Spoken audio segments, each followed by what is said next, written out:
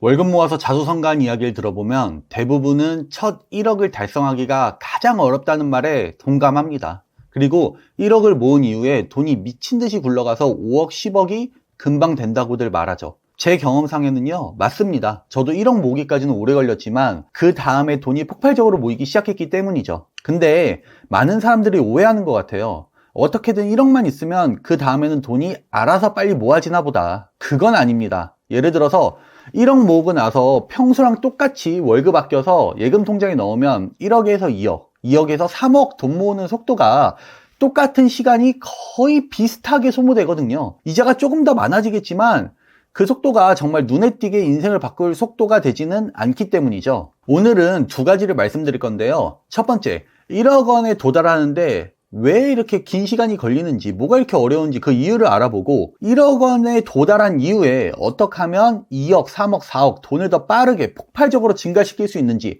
저의 경험담을 녹여가지고 이거에 대해서 이야기해 볼게요. 박명수 씨가 이야기했죠. 티끌 모아 티끌이라고. 이거 진짜 유명한 짤이잖아요. 근데 이거 어느 정도 맞는 이야기입니다. 좀 더 있어 보이게 이야기하자면요. 1억 원에 도달하기 어려운 이유는요.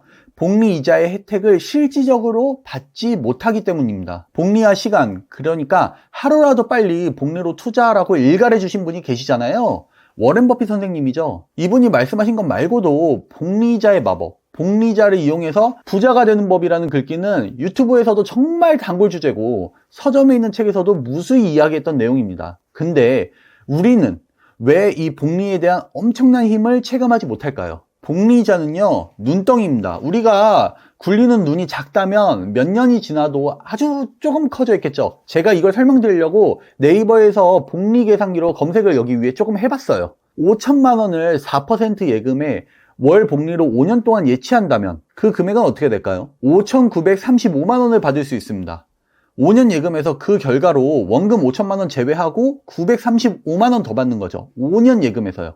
이거보다 좀 더 충격적인 거 뭐냐면 똑같이 5천만 원을 예금하는데 4%가 아닌 4.5%로 예치한다면 6,066만 원을 받을 수 있습니다. 5년간 131만 원을 더 받기 위해서 우리는 4%가 아닌 4.5%의 통장을 찾아다녀야 된다는 거예요. 5년간 131만 원이요. 이 결과를 알고 나서 우리가 유튜브에서 이자 약간 더 주는 통장 추천해주는 콘텐츠들 눈길이 가는 게 진짜 맞을까요? 이런데도 진짜 0.5% 이율 높은 예금을 찾아다니실 건가요? 5년간 131만 원 효과 보려고요.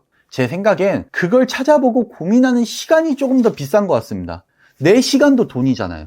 사실 제가 생각할 때 금리 조금 더 주는 예금 통장 알아보는 것 대신에 우리는 그냥 우직하게 최대한 돈 절약해서 돈을 모으는 거고요.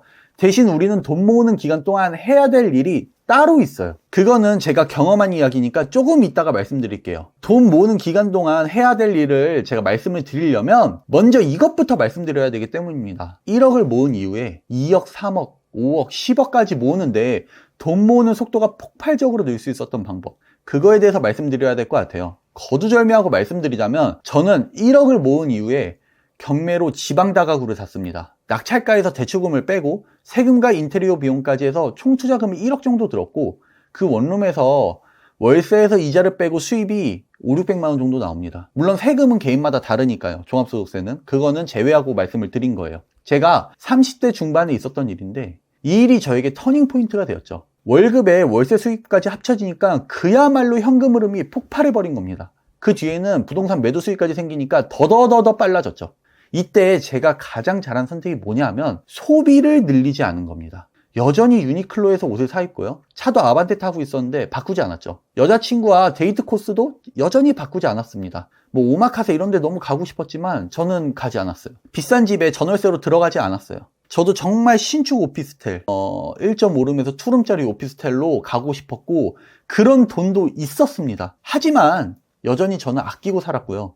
그러자 저축액이 정말로 폭발해버렸습니다. 그 저축액과 건물 월세 보증금의 50%를 또 재투자했습니다. 그리고 월급도 같이 모았죠. 그렇게 모은 돈으로 이게 굉장히 빨리 모아지니까요. 다시 모아서 원룸 건물을 또 샀어요. 거기서 또 월세가 폭발했죠. 그러니까 현금 흐름이 굉장히 빨리 또 늘어나더라고요. 근데 어느 순간 저에게도 목돈이 떨어지는 시점이 생깁니다. 1, 2억 투자해가지고 원룸 건물을 샀는데 그러다 보니까는 잔액이 한 2천만 원 정도 남은 거예요. 3천만 원 정도 남은 거예요. 그러면 저렴한 빌라를 사서 월세 받다가 매도를 하던가 아니면 즉시 매도를 하던가 이렇게 목돈이 충분할 땐 원룸 건물 투자하고 목돈이 없을 땐 빌라 투자를 해서 돈을 벌었죠. 제 이야기 들으면 어떠신가요? 1억을 만들자마자 무언가 기다렸다는 듯이 액션한 게 느껴지지 않으세요? 1억 모으면서 1억이 다 모였을 때 무엇을 어떻게 투자할지 다 그림을 그려놔야 돼요. 진짜 딱 모이기만 하면 나는 진짜 바로 시작한다라는 마음으로 뭐 살지도 미리 다 계획해 놓고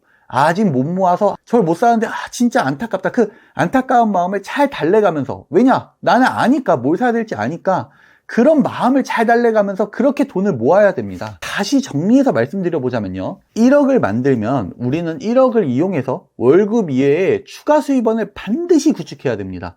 이렇게 구축한 수입 파이프라인이 돌아가기 시작한다면요. 그야말로 현금 흐름이 폭발해 버리는데요. 문제는 이 1억을 어떻게 사용해서 어떤 수입 파이프라인을 만들 거냐라는 겁니다. 여기에 대해서 1억이 생기기 전에 미리 고민이 끝나 있어야 되고요.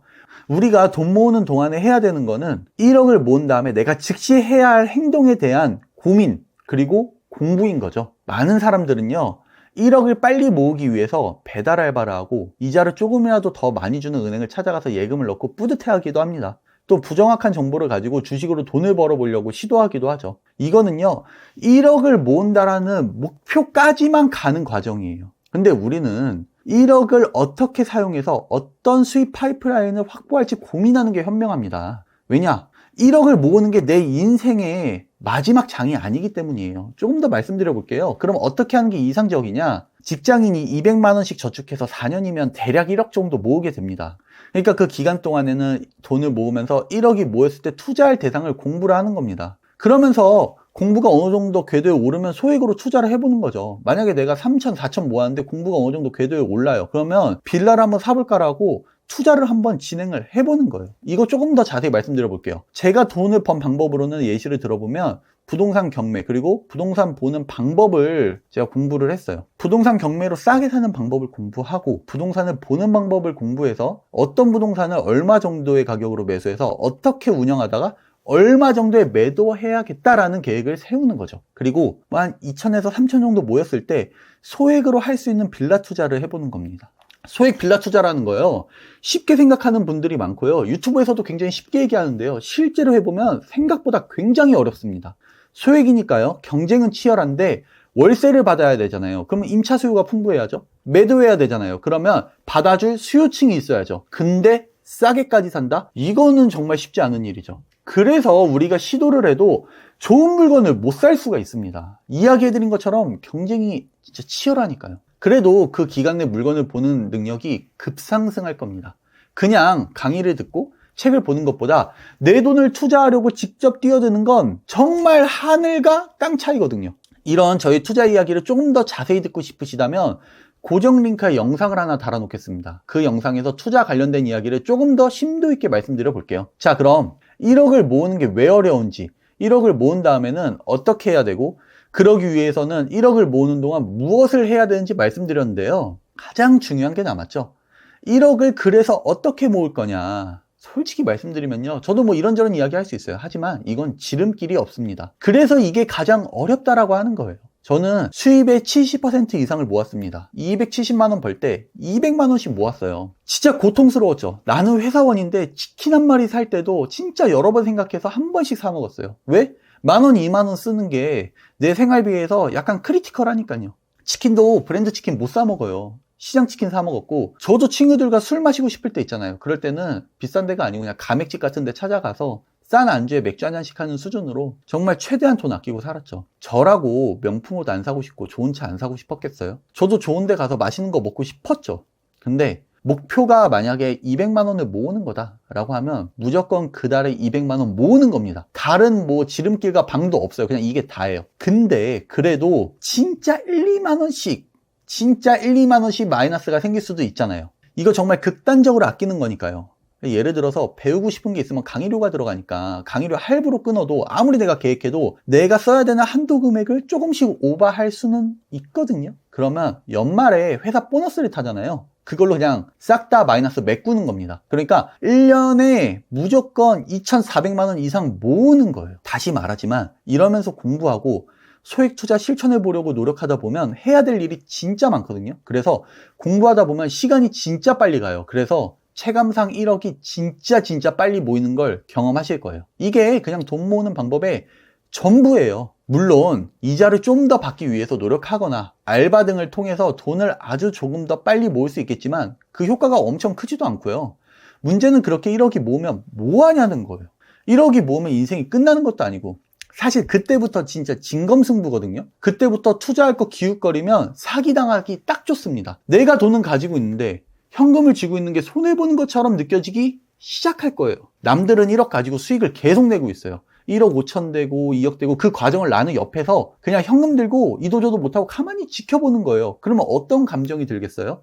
남들보다 뒤처지는 것 같아요. 나만 바보인 것 같아요. 그러면 마음이 굉장히 초조해집니다. 그러면 약간 비상식적인 얘기도 하이 리스크 하이 리턴이지, 이런 생각으로 나의 마음이 귀결되게 돼요.